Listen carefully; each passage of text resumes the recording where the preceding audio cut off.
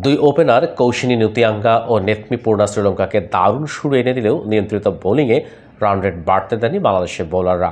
এরপর ব্যাট হাতে জয়ের ভিত গড়ে দেন শামীমা সুলতানা, সঙ্গে সাথী রানী ও সুবহানা মোস্তারের কার্যকর ইনিংসে সহজ জয়ই পেয়েছে বাংলাদেশ নারী এ দল।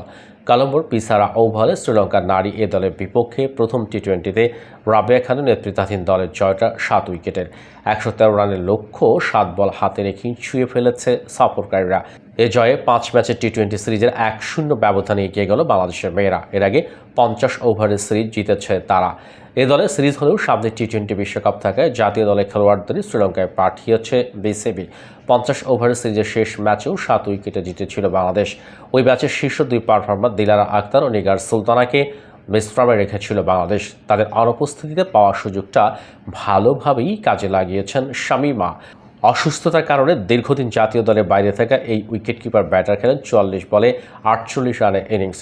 রৌদ্রোজ্জ্বল দিনে এর আগে টসে জিতে শ্রীলঙ্কাকে ব্যাটিংয়ে পাঠায় বাংলাদেশ। দুই ওপেনার নীতিয়াঙ্গা ও পূর্ণার জুটি 70 রান পেরিয়ে গেলেও 12 ওভারে খেলে ফেলেন তারা। তাই শেষ 8 ওভারে বড় শট খেলা ছাড়া উপায় ছিল না। সেটা করতে গিয়ে নিয়মিত বিরতিতে উইকেট হারাতে থাকে দলটি। মাত্র 12 রান দিয়ে 3 উইকেট নেন বাংলাদেশের অভিজ্ঞ লেগ স্পিনার ফাহিমা খাতুন। একটি করে উইকেট নেন জাহানারা আলম, সুলতানা, অধিনায়ক রাবেয়া ও ঋতুমণি।